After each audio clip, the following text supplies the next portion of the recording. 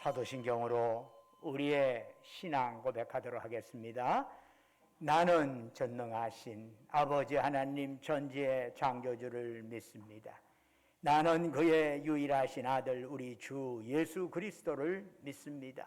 그는 성령으로 잉태되어 동정녀 마리아에게서 나시고 본디오 빌라도에게 고난을 받아 십자가에 못 박혀 죽으시고 장사된 지 사흘 만에 죽은 자 가운데서 다시 살아나셨으며 하늘에 오르시어 전능하신 아버지 하나님 우편에 앉아 계시다가 거기로부터 살아있는 자와 죽은 자를 심판하러 오십니다.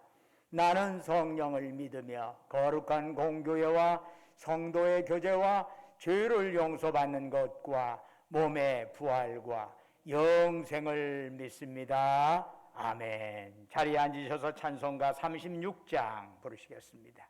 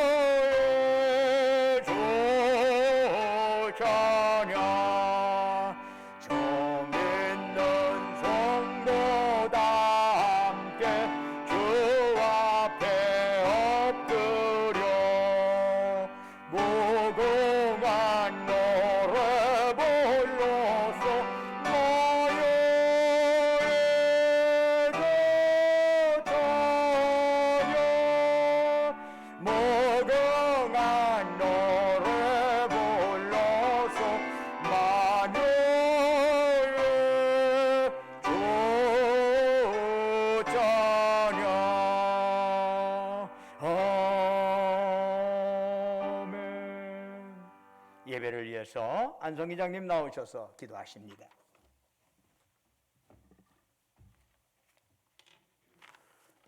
다 같이 기도하시겠습니다. 거룩하시고 사랑 많으신 하나님 아버지, 가정의 달 5월을 맞이하여 주의 거룩한 성전에 나와 예배드리며 기도와 경배와 찬양으로 주께 영광 돌리게 하심 감사드립니다. 주님께서 빚어놓은 5월의 아름다운 세상은 실로 주님이 저희에게 주신 아름다운 선물임을 알고 있습니다. 푸르름을 더해가는 자연과 같이 저희의 심령도 주님의 사랑으로 풍성하게 채워주시길 기도합니다. 자비로우신 주님, 한 주간의 삶을 당신께 고백합니다. 주님께서는 매 순간순간마다 은혜와 사랑을 주셨음에도 불구하고 저희들의 삶은 믿음 가운데 굳건히 서지 못하고 쉬이 낙심했으며 오래 참고 기다리는 인내가 부족했습니다. 또한 주님 주신 평안 가운데 거하지 못하고 모든 일에 초조하고 성급했습니다.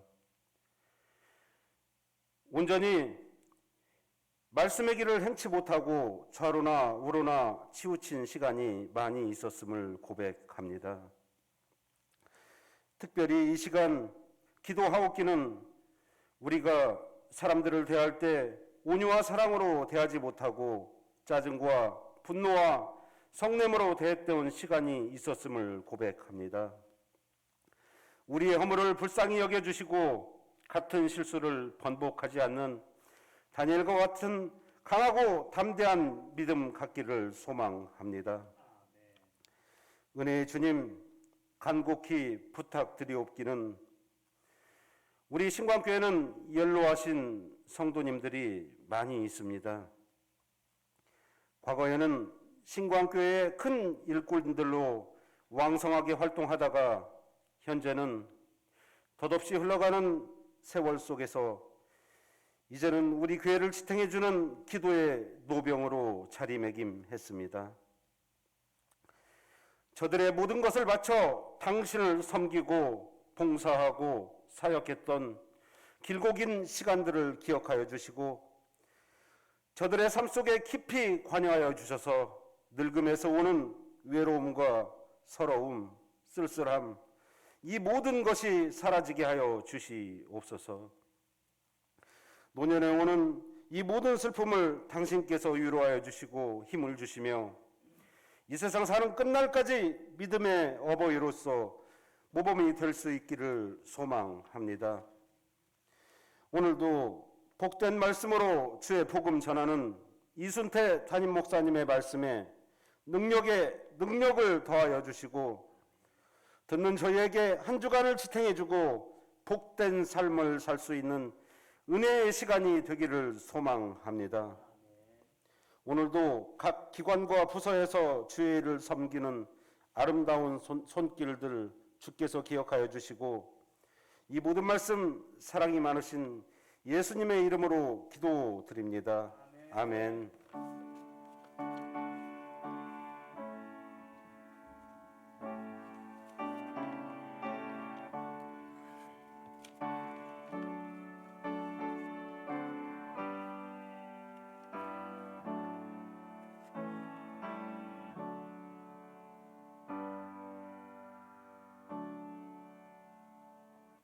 할렐루야. 우리 좌우에 있는 형제자매들 향해서 사랑 인사 나누겠습니다. 주님의 이름으로 사랑합니다.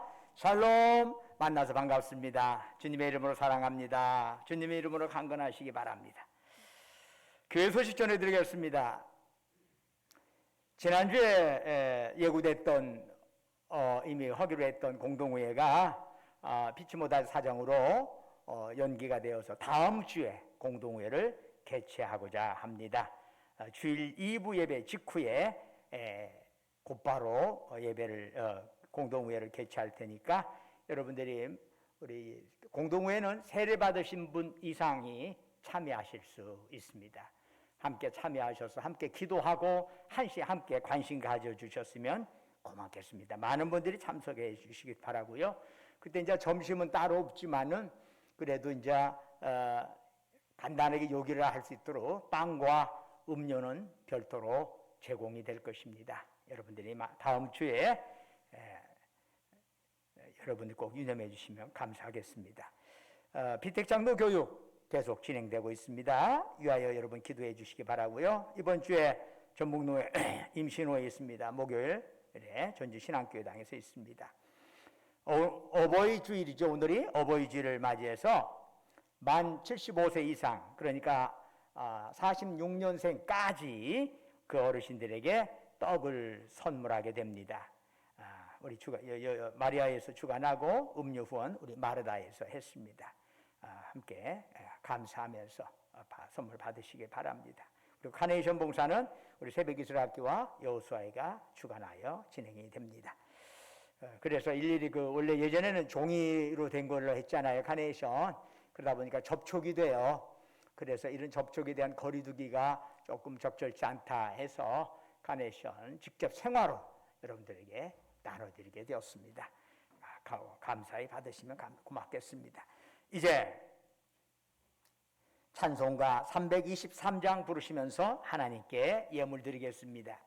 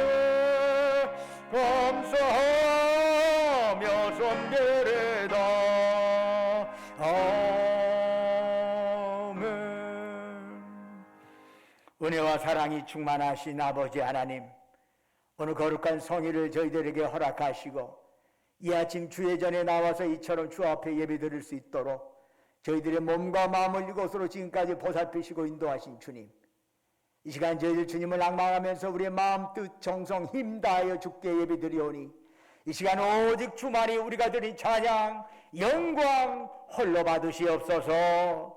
아버지 하나님, 참으로 저희가 드리는 이 예배가 하늘에는 영광이요 예배드리는 우리 모두에게 은혜와 기쁨 충만한 자리가 되게 하여 주옵소서. 예배를 통해서 주님 만나고 주님 만남을 통해서 우리 연약한 영과 육이 강건해지게 하옵시고 우리 얽히고 설킨 문제가 해결받는 이 자리가 되게 하옵소서. 사탄 나게 틈타지 못하도록 주께서 지켜주시고 주님 홀로 이 모든 예배를 주관하여 주시옵소서.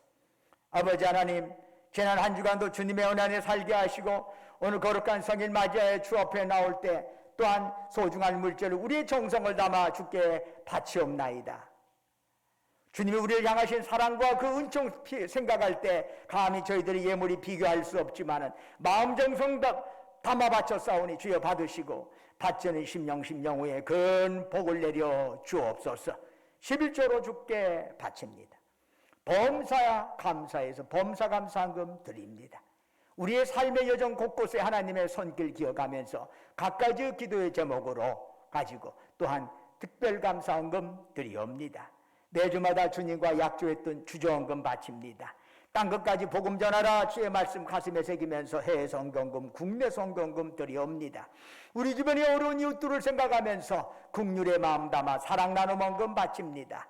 각자의 처지와 형편에 따라 아버지 하나님께 서원하며 간구하며 주께 예물 드리오니 그들의 기도에 제목 주여 귀 기울이시고 응답하여 주시옵소서. 또한 우리 전주신광교를 지금까지 보살피시고 인도해 주신 것 감사합니다.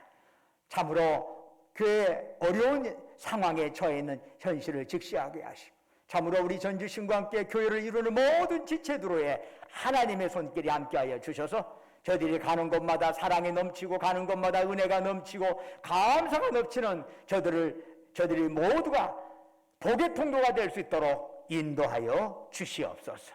아버지 하나님, 특별히 나름대로 이렇게 교회로 시설의 노후화 때문에 주님 앞에 작정하여 시설원금 바치는 그들에게도 하늘의 복으로 가득 채우시옵소서. 그 밖에 꽃으로, 목소리로, 몸으로 여러 형태로 이름도 없이 빛도 없이 주께 헌신하고 헌물하는 그들 기억하여 주옵시고, 그들의 섬김 받으시고 하늘 상급으로 가득 채워 주옵소서. 아버지 하나님, 바라옵건대 이 예물 쓰이는 곳곳마다 복음의 역사가 왕성하게 나타나게 하시고 오직 주님 영광만 크게 드러나게 하옵소서. 특별히 우리가 이 땅에 살아가는 동안에 물질이 없어 어려움 당하지 않게 하옵시고 행여 물질로 인하여 교만하지도 않게 하옵소서. 오직 주신 물질 가지고, 시간 가지고, 은사 가지고, 건강 가지고 주께서 우리 영혼 부르시는 그날까지 하나님께 죽도록 충성하며 이웃을 섬기며 나누며 살아가게 하옵소서. 주 예수 그리스도의 이름으로 간절히 기도드립니다. 아멘. 오늘 주시는 하나님의 말씀은 요한복음 6장 3절에서 13절까지의 말씀이 되겠습니다. 신약성경 151쪽입니다.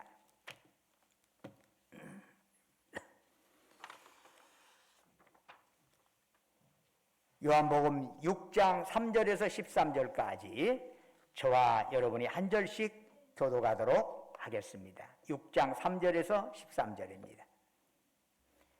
예수께서 산에 오르사 제자들과 함께 거기 앉으시니 마침 유대인의 명절인 유월절이 가까운지라. 예수께서 눈을 들어 큰 무리가 자기에게로 오는 것을 보시고 빌립에게 이르시되 우리가 어디서 떡을 사서 이 사람들을 먹이겠느냐 하시니, 이렇게 말씀하시면 친히 어떻게 하실지를 아시고 빌립을 시험하고자 하십니다. 빌립이 대답하되 각 사람으로 조금씩 받게 할지라도 200데나리온의 떡이 부족하리이다. 제자 중 하나 곧 시몬 베드로의 형제 안드레가 예수께 여짜오되 여기 한 아이가 있어 보리떡 5개와 물고기 2마리를 가지고 있나이다. 그러나 그것이 이 많은 사람에게 얼마나 되겠사옵나이까? 예수께서 이르시되 이 사람들로 앉게 하라 하시니 그것에 잔디가 많은지라. 사람들이 안전히 수가 5,000명쯤 되더라. 예수께서 떡을 가져 축사하신 후에 앉아있는 자들에게 나눠주시고 물고기도 그렇게 그들의 원대로 주시니라. 그들이 배부른 후에 예수께서 제자들에게 이르시되 남은 조각을 거두고 버리는 것이 없게 하라 하심으로 함께 읽겠습니다. 예, 거두니 보리떡 5개로 먹고 남은 조각이 12바구니에 찼더라. 아멘. 오늘 이 예배에 참여한 여러분 모두에게 하나님의 놀라운 복과 평강이 넘치기를 주의 이름으로 축원합니다. 신약 성경에는 4개의 복음서가 있습니다. 마태복음, 마가복음, 누가복음, 요한복음입니다. 그 복음서 안에는 예수님께서 행하신 많은 기적들이 있습니다. 그런데 복음서들을 서로 이렇게 대조해 보면은 마태복음에는 있는데 마가복음에는 없는 기적들이 있어요. 요한복음에는 있는데 누가복음에는 나타나지 않는 기적들이 있어요. 왜 이렇게 차이가 나는 걸까요? 복음서 기자들은 예수님이 행하신 기적들을 다 포함시키는 것이 그들의 의무라고 생각하지 않았습니다. 많은 기적들 중에서 복음서 기자의 관심을 끄는 것들, 그리고 그 복음서를 기록하면서 염두에 두고 있는 독자들에 따라서 기적들을 취사 선택한 것입니다. 그래서 복음서마다 기적들 목록이 다른데 오늘 우리가 읽은 기적, 이른바 오병이어의 기적은 사복음서 모두에 기록되어 있는 기적입니다. 그만큼 이 기적은 복음서 기자들에게 강한 인상을 주었고 그 기적의 의미가 중요시되었다는 것을 알 수가 있습니다. 우리는 오병이어의 기적, 주님께서 보리떡 5개와 물고기 2마리를 가지고 장정 5,000명을 먹이신 이 사건에 대해서 놀라움을 갖습니다. 그래서 보잘것없는 것으로 엄청난 결과나 열매를 거두게 될 경우 그리스도인들은 그것을 오병이어의 역사다 이렇게 부르곤 합니다. 그런데 이 오병이어의 역사는 2000년 전에 일어난 과거의 사건만이 아니지요. 그때 기적을 행하신 예수님께서 지금도 우리와 함께 하시기 때문에 오늘날에도 얼마든지 일어날 수 있는 사건이라 할 수 있습니다. 그렇다면 어떻게 그런 역사가 우리의 삶 속에 나타날 수 있을까요? 이를 위해 우리는 그러한 기적이 나오게 된 과정에 대해서 살펴보고자 합니다. 그러면서 기적이 일어나는 과정에서 보여주신 예수님의 관점, 그분의 의도를 살피고자 합니다. 예수님께서 산에 오르시자 많은 무리들이 예수님을 따라왔습니다. 예수님께서 그들에게 말씀을 전하시는데 이제 때가 되다 보니까 배가 고파진 거예요. 식사 때가 된 겁니다. 그러자 예수님께서 빌립에게 말씀하시지요. 우리가 어디서 떡을 사서 이 사람들을 먹이겠느냐? 이에 대한 빌립의 답은 각 사람으로 조금씩 받게 할지라도 200데나리온의 떡이 부족하리이다. 당시 노동자 하루 품삯이 1데나리온이었거든요. 그러니 200데나리온은 노동자 200일의 품삯에 해당이 됩니다. 요즘 하루 품삯 한 5만 원으로 잡아볼까요? 5만 원으로 잡는다면 200일 품삯은 1000만 원에 해당되는 돈입니다. 당장 그 돈을 구하는 것도 쉽지 않지만 설사 돈이 있다고 할지라도 그 많은 떡을 어디서 구하느냐라고 하는 것도 난감한 문제입니다. 그런데 예수님께서 빌립에게 그런 질문을 하신 것은 요한복음 6장 6절에 의하면은 예수님께서 어떻게 하실지를 미리 이미 정해놓으시고 빌립을 시험하셨다라고 말씀합니다. 즉 빌립이 그저 세상 상식으로만 생각하는지 아니면 정말 불가능한 상황에서도 예수님 믿고 신뢰하는지를 테스트하셨다는 얘기입니다. 빌립은 극히 합리적인 판단, 상식적인 의견을 제시하였습니다. 지금 그의 앞에 예수님이 계셨지만은 예수님이 계신 사실만으로는 현 상황을 해결하는 데는 도움이 될 수 없다라고 빌립은 판단을 한 겁니다. 그래서 그의 결론은 뭐죠? 안 됩니다. 안 됩니다. 못합니다. 할 수 없습니다. 예수님 앞에다 놓아도 예수님이 계셔도 할 수 없습니다 라고 하는 것이 빌립의 생각이었습니다. 안드레는 하나에게 보리떡 5개와 물고기 2마리가 있다는 것을 예수님께 보고했습니다. 그러면서 거기에 덧붙여서 하는 말, 그러나 그것이 이 많은 사람에게 얼마나 되겠사옵나이까? 안드레의 답변 역시 안 되겠습니다. 그런데 예수님께서는 제자들과 다른 시각을 가지고 계셨습니다. 장정 5,000명, 아마 여자와 아이들까지를 합한다면 훨씬 많은 사람들이 그곳에 있었을 겁니다. 그 많은 숫자들 앞에서 오병이어는 참으로 보잘것없는 것이죠. 그런데도 예수님은 그 보리떡을 들고 축사를 하셨어. 즉 감사기도를 드리신 겁니다. 그리고 그 보잘것없는 것으로 5,000명이 넘는 자들을 배불리 먹이셨습니다.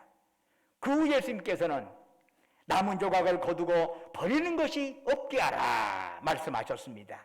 그래서 그 부스러기들을 모으니까 12바구니에 가득 차게 되었습니다.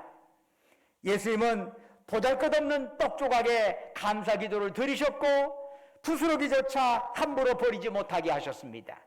이런 예수님의 관점은 작은 것들을 바라보는 우리의 시각을 교정할 것을 요구하고 계시는 것입니다. 세상은 크고 화려한 것들에 눈을 줍니다. 거창하고 요란스러운 것들의 가치를 높이 평가합니다. 반면에 그렇지 못한 것들, 작고 빈약한 사물이나 그러한 사람들은 무시를 당합니다. 관심을 주지도 않습니다. 그러나 예수님은 그렇지 않으셨습니다. 이 시간 우리는 자금을 바라보는 시각에 대한 성경적인 교훈을 살펴보고자 합니다. 우리 신앙에는 두 방향이 존재합니다. 하나는 하나님을 향한 사랑이요, 다른 하나는 이웃을 향한 사랑입니다. 그런데 이 두 방향이 서로 만날 때 비로소 그 신앙이 온전해지는 것이라 할 수 있습니다. 달리 말하면 하나님과의 이 수직적인 방향은 이웃과의 수평적인 방향 속에서만 완성될 수 있다는 얘기입니다. 그러면 우리가 구체적으로 사랑해야 할 이웃은 누구일까요? 주님은 복음서에서 이에 대한 답을 두 가지 형태로 주셨습니다. 먼저 누가복음 10장 25절 이하를 보면은 이웃이 누구인가라고 하는 율법사의 질문에 대해서 예수님께서는 선한 사마리아인의 비유를 말씀하신 적이 있습니다. 어떤 사람이 강도를 만나 피투성이가 되어 길바닥에 쓰러졌습니다. 그런데 그 길을 지나치던 제사장과 레위는 그가 정말 도움이 필요하다는 것을 알았지만은 그냥 지나쳐 버렸습니다. 자신이 섬겨야 할 대상으로 여기지 않았다는 얘기지요. 그러나 당시 유대인이 인간 이하로 생각하던 사마리아인은 그를 목격한 즉시 응급처치를 하였고 주막으로 데리고 가서도 잘 보살펴 주었습니다. 사마리아인은 그 강도 만난 자를 자신이 섬겨야 할 이웃으로 여겼던 것입니다. 그런데 주님께서는 우리가 섬겨야 할 이웃을 또 다른 용어로 말씀하신 적이 있습니다. 주님은 마태복음 25장 40절에서 이런 말씀을 하시네요. 내가 진실로 너희에게 이르노니 너희가 여기 내 형제 중에 지극히 작은 자 하나에게 한 것이 곧 내게 한 것이니라. 여기서 지극히 작은 자란 크기나 양이나 내적 상태나 능력 등 모든 면에 있어서 가장 작은 자를 의미합니다. 즉 우리 주위에서 가장 볼품없는 자, 가장 미약한 자, 가장 불쌍한 자, 가장 시시한 자를 섬기는 것이 곧 주님을 섬기고 사랑하는 것이라고 하는 의미입니다. 세상은 작은 자가 큰 자를 섬깁니다. 낮은 자가 높은 자를 섬깁니다. 힘 없는 자가 힘 있는 자를 섬깁니다. 그러나 주님께서는 정반대로 가장 낮고 작고 불쌍한 자들을 섬겨야 한다고 말씀합니다. 바로 그것이 주님을 섬기는 것이라고 하는 사실을 주님은 분명히 말씀하십니다. 그런데 여기서 이 작은 자가 누구냐? 작은 자를 어떤 특별 계층으로 국한하는 것은 주님의 뜻을 제대로 이해하지 못한 것입니다. 우리가 섬겨야 할 지극히 작은 자는 고정된 것이 아니기 때문입니다. 여러분, 강도 만난 자가 사마리아인에 의해서 생명을 회복하는 순간, 그리고 다 온전히 건강한 몸으로 돌아왔을 때 그는 더 이상 지극히 작은 자가 아닙니다. 만일 그가 생명과 건강을 회복하였음에도 불구하고 계속 누군가의 섬김을 받고자 한다면 그는 주님의 진리를 깨닫지 못한 것입니다.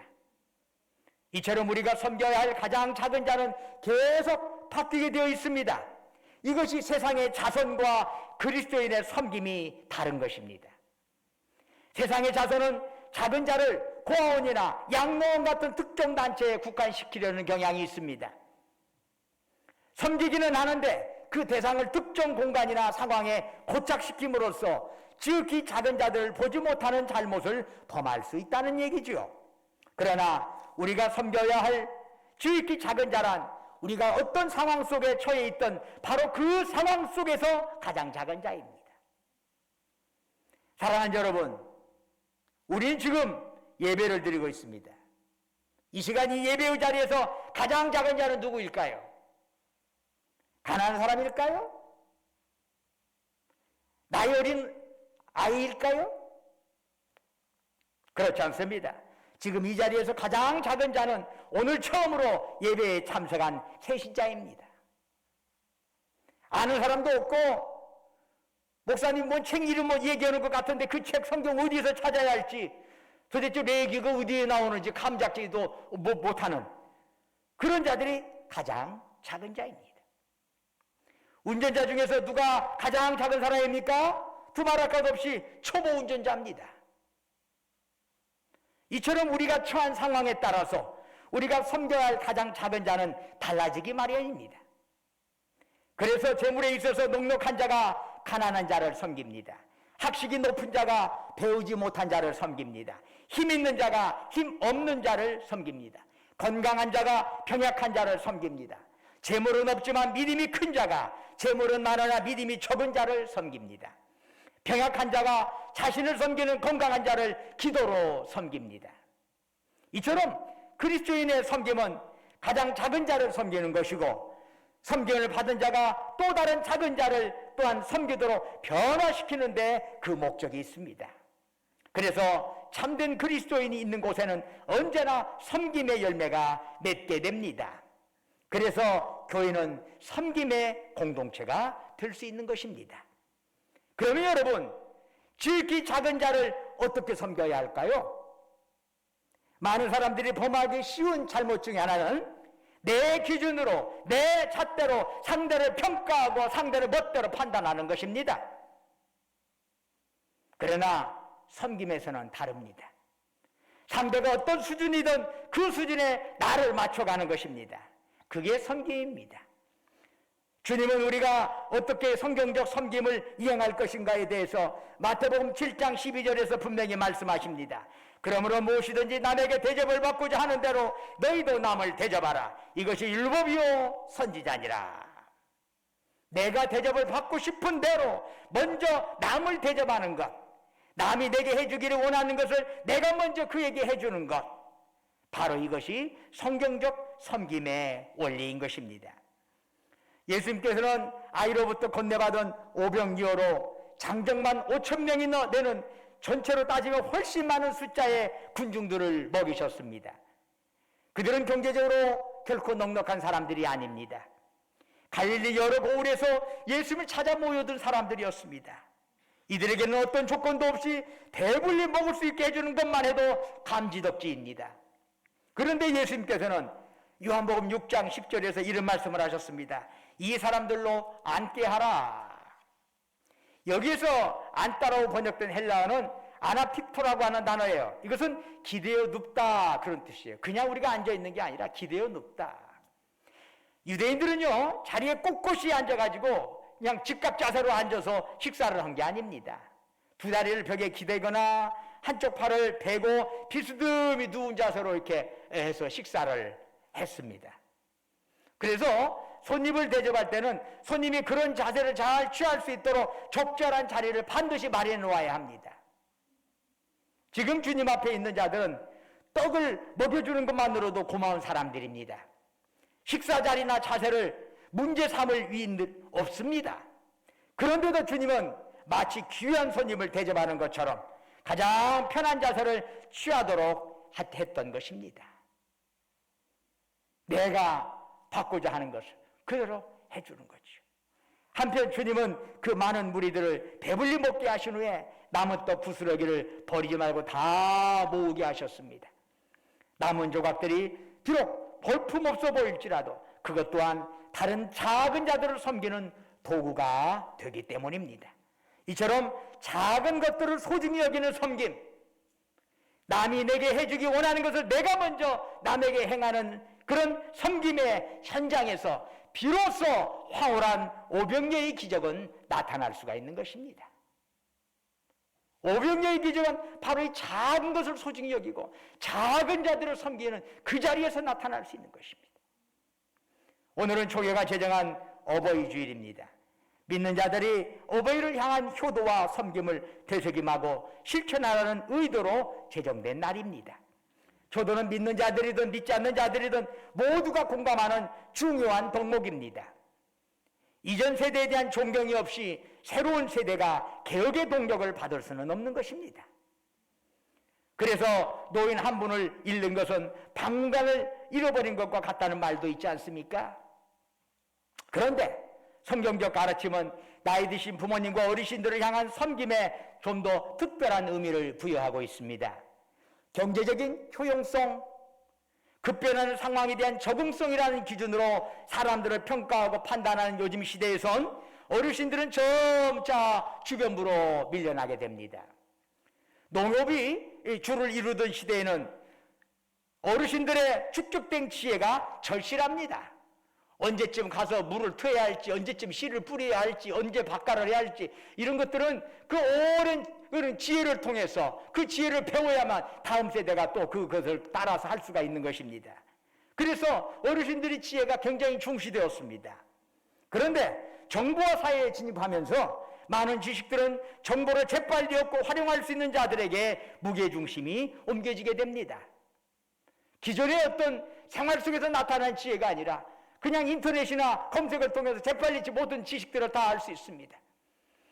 요리 같은 걸 잘 모르면 레시피부터 딱 쳐가지고 해보면 그것도 적절한 요리 방법이 또 나옵니다.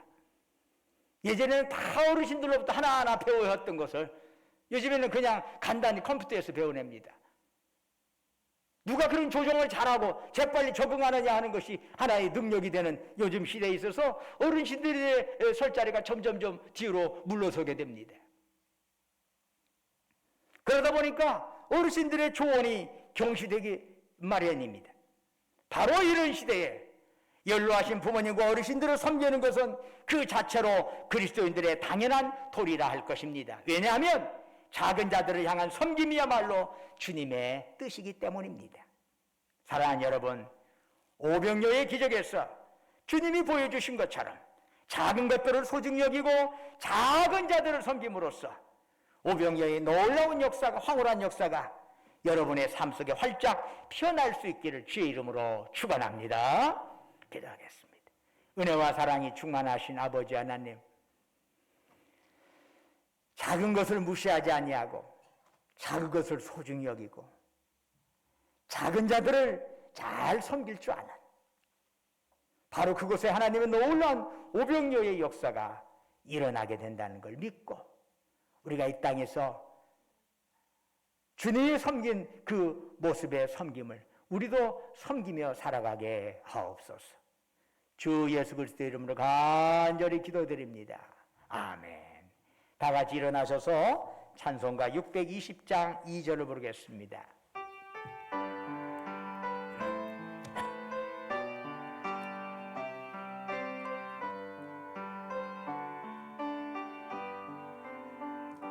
주님이 또 다시는 헤아리기 어렵더라도 언제나 주 뜻 안에 내가 있음을 아노라. 사랑과 말씀들을 나를 더욱 새롭게 하리. 때로는 넘어져도 제 우승기를 믿노라. 예배dom도 굳세라. 주가 지켜주신다. 어둠 밤에도 주의 밝은 빛 인도하여 주신다. 예배dom도 굳세라. 주가 지켜주신다. 어둠 밤에도 주의 밝은 빛 인도하여 주신다.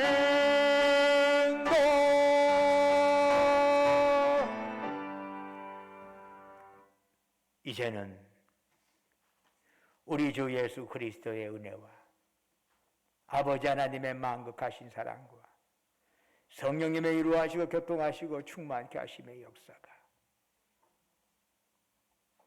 작은 것들을 소중히 여기고 작은 자들을 섬기는, 또한 내 기준으로가 아니라 상대의 눈높이에 맞춰서 그렇게 섬기겠노라고 다짐하는, 주님의 섬김의 방식 나도 따르겠노라고 다짐하는 사랑하는 주의 백성들, 그들이 속해 있는 가정, 직장, 사업장 위에, 외지에서 공부하느라 직장 다니느라 군복무하러 수고하는 우리 아들, 딸들 위에 지금도 영원토록 함께 하시기를 간절히 축원하옵나이다. 아멘.